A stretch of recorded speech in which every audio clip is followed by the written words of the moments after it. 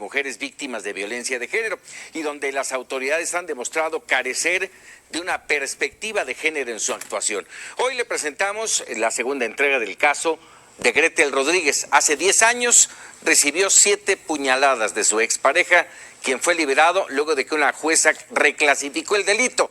A pesar de que el tema llegó hasta la Suprema Corte, Gretel no ha conseguido justicia.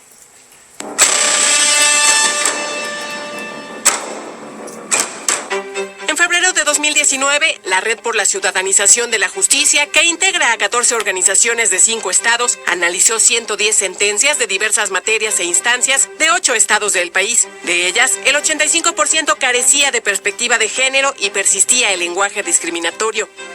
El estudio, denominado No es Justicia, demuestra que de 8 criterios que evaluaron, ninguna sentencia cumplió un criterio de 6 en una escala de 10. Dentro de los aspectos evaluados, destaca que tanto los jueces, a la hora de valorar los hechos que se presentan ante los juzgados, incorporan o no la perspectiva de género. En el 70% de los casos, la valoración de pruebas no se realizó con perspectiva de género, y en el 69%, las personas juzgadoras no identificaron las situaciones de riesgo para las mujeres y no dictaron las órdenes de protección necesarias. Asimismo, el 85% de las sentencias o resoluciones judiciales no consideraron la manera en la que influyeron los estereotipos de género o las características de identidad de las personas involucradas. En el estudio se concluye que la forma tradicional de impartir justicia no ha cambiado en México y el lenguaje discriminatorio persiste en las resoluciones judiciales.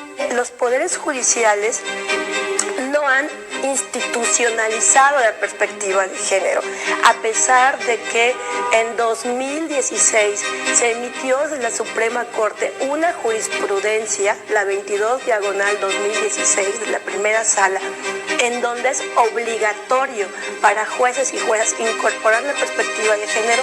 A pesar de contar con un amparo y diversos medios de impugnación que aún estaban corriendo, Germán Alín Ortega Hernández, agresor de Gretel, fue puesto en libertad tras 1 año, 8 meses y 25 días de prisión, cuando por las lesiones provocadas debía haber estado en la cárcel entre 7 y 20 años. Ella solicitó medidas cautelares a la Procuraduría de Justicia de Mérida, pero nunca se le otorgaron. Lo que yo hice fue ir a la entonces Procuraduría de Yucatán a pedir que por favor me otorgaran medidas cautelares, medidas de protección.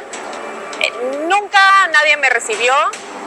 Nadie quiso otorgarme ninguna medida ni nada. Gretel consiguió que la Suprema Corte atrajera su caso y determinó que se le debía otorgar el amparo y la protección de la justicia. Sin embargo, ni siquiera de esa manera lo logró, pues el Tribunal Superior de Justicia de Yucatán volvió a determinar que se trató solo de lesiones simples. Hay una gran dificultad por sentir empatía, incluso por lograr comprender qué ha significado para las víctimas pasar por todo esto, sino que tampoco han sido suficientes los cursos, las capacitaciones.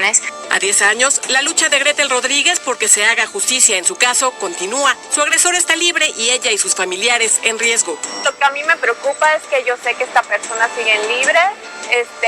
Muchas veces, justamente cuando estaba en programas de televisión al aire o programas de entrevistas en radio al aire, esta persona llamaba para amenazarme. Entonces, no es como que el peligro haya terminado. Para mí, aún sigo buscando justicia y la voy a buscar por todos los medios. Han pasado 10 años y así tengan que pasar 20 y tengan que terminar en la Corte Interamericana o en el Comité CEDAW, lo voy a hacer. Entonces estamos ante una justicia que no repara el daño, una justicia que no protege a las mujeres en situación de violencia, una justicia que, como no ha sabido leer los hechos a la luz del género, lo que hace es discrimina, abandona, desprotege, y lo que al final termina haciendo la justicia es perpetuando y validando las situaciones de violencia que vivimos las mujeres. En la próxima entrega, él ya demostró que no puede estar libre por todas las cosas que hizo, entonces ahora resulta que el pobre es él y no nosotras, ¿no? Entonces siempre en este caso en específico la ley se ha inclinado más por él. Mega Noticias TVC, Tania Gómez.